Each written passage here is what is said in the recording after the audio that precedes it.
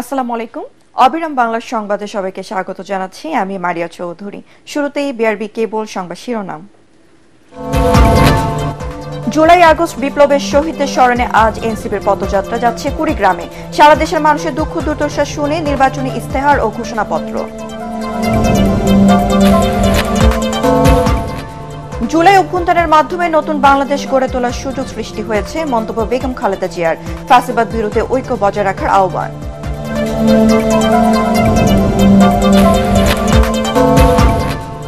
সমানুপাতিক পদ্ধতিতে জাতীয় নির্বাচন এবং আগে স্থায়ী সরকার নির্বাচনের বিষয়ে একমত জামায়াত ইসলাম ও গণ অধিকার পরিষদ। বৃহৎ ঐক্যের আহ্বান।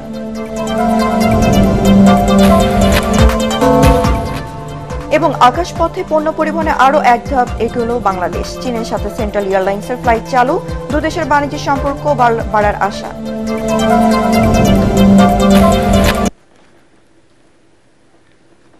শুনছিলেন বিআরবি কেবল সংবাদ শিরোনাম। এবার জানিয়ে দেব বিস্তারিত সংবাদ। রক্তে রঞ্জিত জুলাই গণ অভ্যুত্থান মাসের আজ দ্বিতীয় দিন। হাজারো শহীদের রক্তের বিনিময়ে এই মাসেই সূচনা হয় বিজয়ের পথযাত্রা। জুলাই বিপ্লবের শহীদদের স্মরণে এনসিপির পথযাত্রা কর্মসূচির আজ দ্বিতীয় দিনে কুড়িগ্রামে যাচ্ছেন দলটির নেতাকর্মীরা। বেলা 11টায় রাজারহাট বাজারে পথসভা করবেন তারা।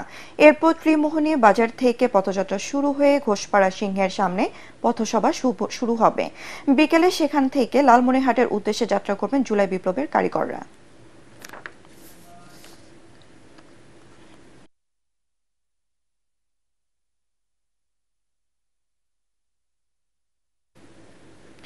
এর আগে গত রাতে পথযাত্রা শেষে রংপুর নগরের ডিসির মোড়ে সংবাদ সম্মেলন করেন এনসিপির আহ্বায়ক নাহিদ ইসলাম।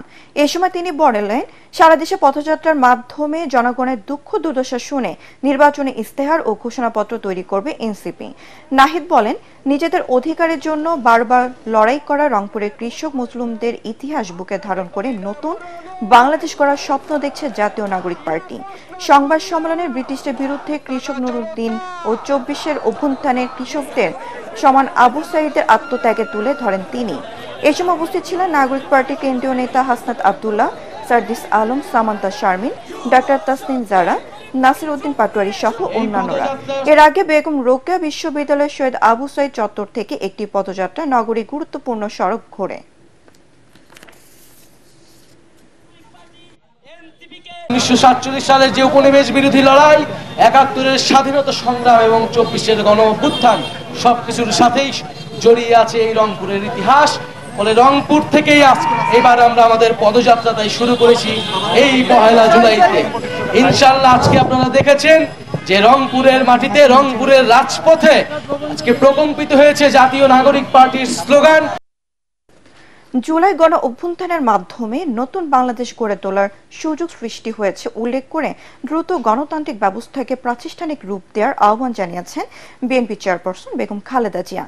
জুলাই গণ অভ্যুত্থানের বর্ষপূর্তি উপলক্ষে বাংলাদেশ চীন মৈত্রী সম্মেলন কেন্দ্রে বিএনপির আলোচনা সভায় ভার্চুয়ালি বক্তব্যে তিনি কথা বলেন।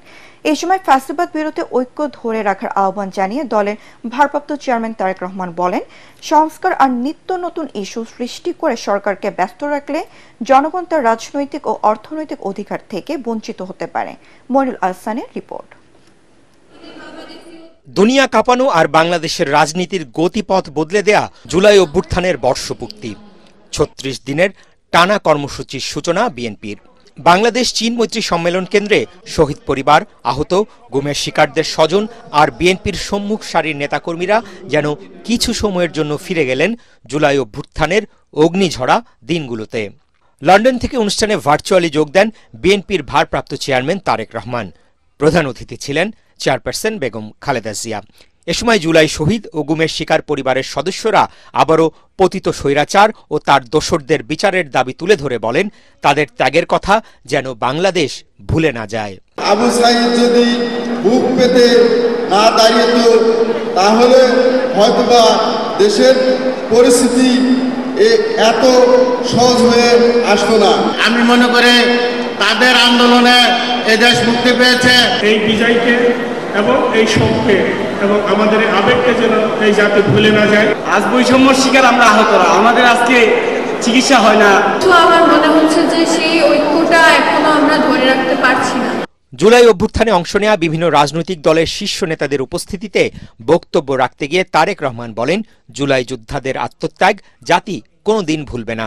জনগণের বাংলাদেশে জনগণের সরাসরি ভোটে জনগণের প্রতি জবাবদিহিমূলক নির্বাচিত গণতান্ত্রিক সরকার প্রতিষ্ঠা করে লাখো শহীদের কাঙ্ক্ষিত একটি ইনসাফ ভিত্তিক গণতান্ত্রিক মানবিক বাংলাদেশ গড়ার মধ্য দিয়েই শহীদদের প্রতি আমাদের ঋণ পরিশোধের এখনই সময়।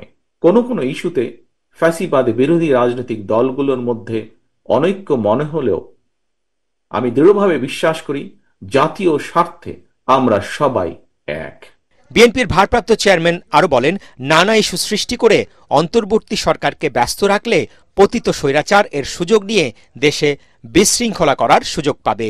সংখ্যানুপাতিক নির্বাচনী ব্যবস্থা দেশে ঐক্যের পরিবর্তে বিভক্তিমূলক সমাজ এবং অস্থিতিশীল সরকার সৃষ্টির কারণ হয়ে উঠতে পারে কিনা, এই বিষয়গুলো গুরুত্ব সহকারে আরো একবার ভেবে দেখার জন্য আমি সকল রাজনৈতিক নেতৃবৃন্দকে বিনীত আহ্বান এবং অনুরোধ করব। সংস্কারের ইস্যু নিয়ে আমরা যদি অন্তর্বর্তীকালীন সরকারকে ব্যস্ত রাখি, তাহলে হয়তোবা সেটি জনগণকে তাদের রাজনৈতিক এবং অর্থনৈতিক অধিকার থেকে বঞ্চিত রাখতে পারে। ভিডিও বার্তায় বিএনপি চেয়ারপারসন বেগম খালেদা জিয়া বলেন, জুলাই শহীদ ও ফ্যাসিবাদ বিরোধী আন্দোলনে আহত, গুম, খুনের শিকার ব্যক্তিদের তালিকা তৈরি ও রাষ্ট্রীয় স্বীকৃতি নিশ্চিত করতে হবে। বীরের এই রক্তস্রোত, মায়ের অশ্রুধারা যেন বৃথা না যায় তা নিশ্চিত করতে হবে। প্রতিটি পরিবারের সম্মানজনক পুনর্বাসন ও নিরাপদ ভবিষ্যৎ নিশ্চিত করতে হবে। সাবেক এ প্রধানমন্ত্রী আরো বলেন, স্বৈরাচারের পতনের মধ্য দিয়ে নতুন বাংলাদেশ গড়ে তোলার যে সুযোগ সৃষ্টি হয়েছে তাকে কাজে লাগাতে হবে। ঐক্য বজায় রাখতে হবে। আমাদের সামনে যে সুযোগ সৃষ্টি হয়েছে নতুন করে গণতান্ত্রিক ব্যবস্থাকে প্রাতিষ্ঠানিক রূপ দেওয়ার, তা আমাদের দ্রুত সম্পন্ন করতে হবে। জুলাই অভ্যুত্থানের বর্ষপূর্তি উপলক্ষে টানা ৩৬ দিনের নানা কর্মসূচি পালন করছে বিএনপি। মইনুল হাসান, এটিএন বাংলা, ঢাকা।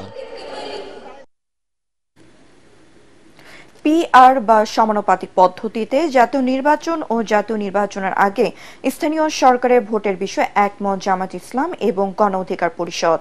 রাতে মগবাজারে জামায়াতের কার্যালয়ে বৈঠক শেষে যৌথ ব্রিফিংয়ে একথা জানান দল দুটি। জামায়াতের নায়েবে আমির ডাক্তার সৈয়দ আব্দুল্লাহ মোহাম্মদ তাহের বলেন, গণ অধিকার পরিষদ, ইসলামী দল সহ যারা পিআর নির্বাচন চায় তাদের নিয়ে বৃহৎ ঐক্যের বিষয়ে আলোচনা চলছে। আর গণ অধিকার পরিষদের সভাপতি নুরুল হক নূর বলেন, বেশ কিছু বিষয়ে একমত হয়েছেন তারা। স্থানীয় পর্যায়ে জনগণ সেবা বঞ্চিত হওয়ায় জাতীয় নির্বাচনের আগে স্থানীয় নির্বাচন চায় তার দল। নির্বাচন কমিশন যদি এ ধরনের কথা বলে থাকে যে তারা এই মুহূর্তে জাতীয় নির্বাচনে ভাবছে, এই ধরনের কথা কিন্তু তারা বলতে পারে না, কারণ আলোচনাটা হচ্ছে অনগোয়িং। ঐক্যমত্য কমিশন থেকে সিদ্ধান্ত হবে যে আগামী নির্বাচনটা পিআর হবে নাকি বিদ্যমান সিস্টেমে হবে। আমরা গণ অধিকার এবং ইসলামিক দলগুলোর সাথে আমরা বারবারই আলোচনা করেছি। আমরা মনে করি পিআর পদ্ধতি এবং স্থানীয় সরকার নির্বাচন আর জাতীয় নির্বাচনে জুলাই চেতনাকে ধারণ করে প্রকৃত পক্ষে এই সেন্টিমেন্টের মেজাজের যারা আছে সকলে মিলে আমরা একটা বৃহত্তর ঐক্য করতে সক্ষম হব। আকাশপথে পণ্য পরিবহনে আরো এক ধাপ এগিয়ে গেল বাংলাদেশ। এখন থেকে বাংলাদেশ ও চীনের মধ্যে সরাসরি পণ্য পরিবহন সেবা চালু করছে সেন্ট্রাল এয়ারলাইন্স। নতুন এই রুটের উদ্বোধন শেষে বেসরকারি বিমান চলাচল কর্তৃপক্ষ বেবিচক চেয়ারম্যান জানান, এর মাধ্যমে বাংলাদেশ ও চীনের মধ্যে বাণিজ্যিক সম্পর্ক আরো জোরদার হবে। তরিক ইসলামের রিপোর্ট। দুপুর 12:15 ঢাকার হযরত শাহজালাল আন্তর্জাতিক বিমানবন্দরে অবতরণ করে চীনের উহু হুয়ানজু থেকে ছেড়ে আসা সেন্ট্রাল এয়ারলাইন্সের কার্গো বিমান। এখন থেকে সপ্তাহে 5টি ফ্লাইটের মাধ্যমে ঢাকা ও চীনের মধ্যে সরাসরি পণ্য পরিবহন সম্ভব বলে জানান বিমান কোম্পানির এই প্রতিনিধি। আমরা যখন উহু এয়ারপোর্ট থেকে ঢাকায় আসব তখন আমাদের আরএমজি সেক্টরের জন্য যত প্রকার অ্যাক্সেসরিজ আরও আদার্স পণ্য যেগুলো বাংলাদেশের জন্য প্রয়োজনীয় সেই দ্রব্যাদি আসবে এবং ঢাকা থেকে যখন আমরা এই এয়ারক্রাফটটি ফেরত যাবে তখন বাংলাদেশ থেকে আমাদের যে কাঁকড়া এবং ইলফিশ এগুলো আমরা এক্সপোর্ট করব, যেটা আমাদের দেশের জন্য বৈদেশিক মুদ্রা আহরণ করবে। নতুন এই রুট চালুর মাধ্যমে কার্গো সক্ষমতা আরও বাড়ল বলে জানান বেবিচক চেয়ারম্যান।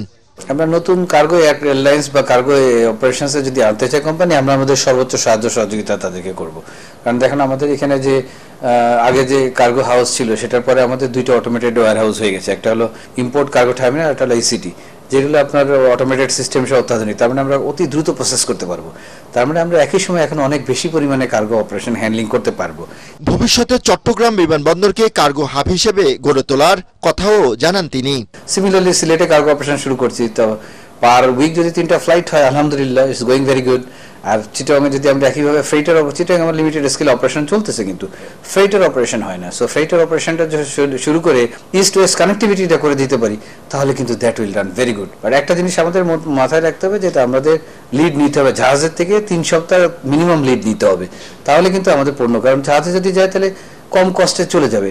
আমি 3 উইকস আগে যদি আমার কার্গোগুলো পৌঁছে দিতে পারি then that will be cost effective. দেশে কার্গো সেবা বাড়াতে সব ধরনের সহযোগিতা দেবে বেসরকারি বিমান চলাচল কর্তৃপক্ষ বেবিচক।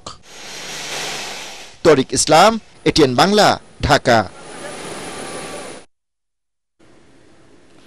দীর্ঘ 6 বছর পর অবশেষে প্রাণ ফিরে পেল বগুড়া সিরাজগঞ্জ রেল লাইন প্রকল্প। এরই মধ্যে জমি অধিগ্রহণের জন্য বরাদ্দ হয়েছে 1920 কোটি টাকা। এতে করে বগুড়া সিরাজগঞ্জ সহ গোটা উত্তরাঞ্চলের মানুষের মাঝে জেগেছে নতুন আশার আলো। বগুড়া থেকে আজিজুল হাকিমের রুমনের রিপোর্ট, জানাচ্ছেন জাহিদুল আলম। 2018 সালের 30 অক্টোবর একনেক সভায় অনুমোদন করা হয় বগুড়া সিরাজগঞ্জ রেললাইন প্রকল্প। বাংলাদেশ সরকার ও ভারতীয় ঋণের অর্থায়নে বাস্তবায়ন হওয়ার কথা থাকলেও দীর্ঘদিন স্থবির ছিল এই প্রকল্পটি। তবে সম্প্রতি জমি অধিগ্রহণের অর্থ ছাড় দেয়ায় শুরু হয়েছে মাঠ পর্যায়ের কাজ। বগুড়া অংশে 480 একর এবং সিরাজগঞ্জ অংশে 420 একর জমি অধিগ্রহণে এরই মধ্যে জমির মালিকদের দেয়া হয়েছে নোটিশ। 3 থেকে 4 ঘন্টা সময় সেভ হবে, দ্বিতীয়ত অর্থনৈতিকভাবে লাভবান হবে। এটা সরকার নতুনভাবে ভূমি অধিগ্রহণের জন্য প্রজ্ঞাপন করছে, ওই হিসাবে আমাদের সময় প্রায় 4 ঘন্টা কমে যাবে। সার্ভিসটা দ্রুততম সময়ে চালু হয়, আমরা একে তো ভোগান্তির হাত থেকে বাঁচব, অর্থনৈতিকভাবে লাভবান হব। এই প্রকল্প বাস্তবায়ন হলে বগুড়া থেকে ঢাকা যেতে ঘুরতে হবে না সান্তাহার, নাটোর, পাবনা, ঈশ্বরদী। এতে করে সময় যেমন বাঁচবে তেমনি কমবে 115 কিলোমিটার দূরত্ব। সারাদিনে রেল কর্তৃপক্ষ 8 জোড়া ট্রেনও চালায়, দিনে আপ ডাউন করে। আমার মনে হয় মানুষ আর বাসে যাবে না, মানুষ রেলমুখী হয়ে যাবে 100%। জেলা প্রশাসন জানায় নতুন উন্নয়ন সহযোগী পাওয়ার পরই মূল নির্মাণ কাজ শুরু করা হবে। ল্যান্ড অ্যাকুইজিশনের ক্ষেত্রে আমাদের কাজ এগিয়ে গেছে, টেন্ডার ডকুমেন্টস হতে তৈরি করা হয়ে গেছে, শুধু হচ্ছে ডেভেলপমেন্ট পার্টনারটা রেডি হলেই তারপর তারা ইয়েতে যেতে পারবে। প্রকল্পটির আওতায় বগুড়া ও সিরাজগঞ্জ অংশে 1টি করে রেল জংশন এবং 7টি স্টেশন নির্মাণ করা হবে। Bureau report, ATN Bangla. রাজধানী টিকাটুলির কেমিক্যাল গোডাউনের আগুন নিয়ন্ত্রণে এসেছে। ফায়ার সার্ভিসের 7টি ইউনিট প্রায় 2 ঘন্টা চেষ্টায় আগুন নিয়ন্ত্রণে আনে। সকাল 7:25 ফায়ার সার্ভিসের ডিউটি অফিসার মোহাম্মদ শাহজাহান হোসেন আগুন নিয়ন্ত্রণের বিষয়টি নিশ্চিত করেন। তিনি জানান, সকাল 7টার দিকে তাদের 7টি ইউনিট আগুন নিয়ন্ত্রণে আনে। এর আগে তারা ভোর 5টার দিকে ওই গোডাউনে আগুন লাগার খবর পায় ফায়ার সার্ভিস। তাদের 7টি ইউনিট প্রায় 2 ঘন্টা চেষ্টায় আগুন নিয়ন্ত্রণে আনে, তবে আগুন লাগার কারণ, ক্ষয়ক্ষতি ও হতাহত নিয়ে কিছু জানা যায়নি। আগুন আমরা 7টার সময় আমাদের আগুন নিয়ন্ত্রণে আমরা নিয়ে এসেছি। আগুন এখন সম্পূর্ণ আমাদের নিয়ন্ত্রণে আছে, বাট আরো কিছু সময় লাগবে, আমরা পর্যবেক্ষণে রাখবো। যদিও এটা যদি কেমিক্যালের আগুন যেহেতু, সেজন্য আমাদের এটা একটু দেখতে হবে, একটু সময় লাগবে। আর আরেকটা বিষয় হলো, এই দোকানের ভিতরে যে সমস্ত কেমিক্যাল ছিল, যেটা কেমিক্যালের প্রথম শর্ত কেমিক্যালের ব্যবসার MSDS থাকতে হবে, ম্যাটেরিয়াল সেফটি ডাটা শিট, যেটা দেখে আমরা কনফার্ম করব যে এখানে এই ধরনের কেমিক্যাল আছে, এটাতে কি হ্যাজার্ড আছে, কি ব্যবহার করলে আগুন নিভবে, সকল কিছু লেখা থাকে। বাট এই এমএসডিএস এর কোনো চিহ্ন আমরা এখানে পাই না। এবার খেলার খবর।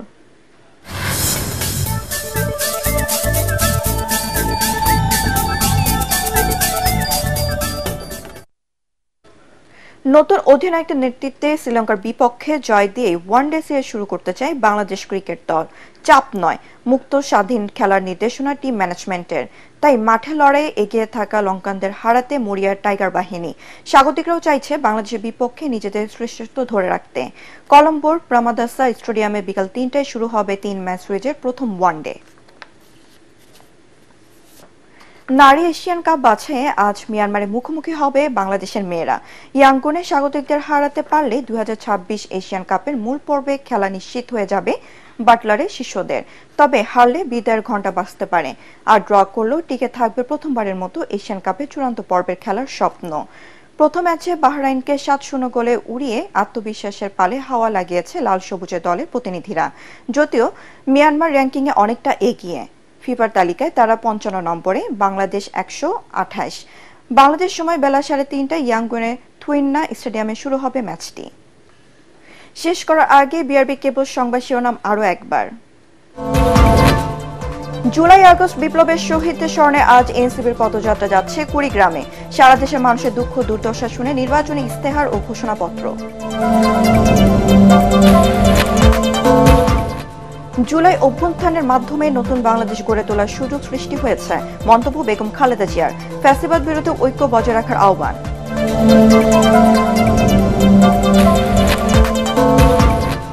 সমানুপাতিক পদ্ধতিতে জাতীয় নির্বাচন এবং আগে স্থায়ী সরকার নির্বাচনের বিষয়ে একমত জামায়াতে ইসলাম ও গণ অধিকার পরিষদ। বৃহৎ ঐক্যের আহ্বান।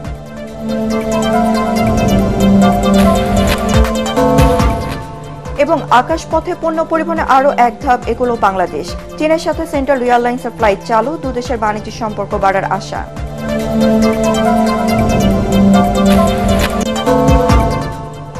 পরবর্তী সংবাদ দেখার আমন্ত্রণ জানিয়ে এখনকার মতো শেষ করছি। এটিএন বাংলা সংবাদ ইউটিউবে দেখতে ব্রাউজ করুন youtube/ATN Bangla News। ধন্যবাদ সবাইকে।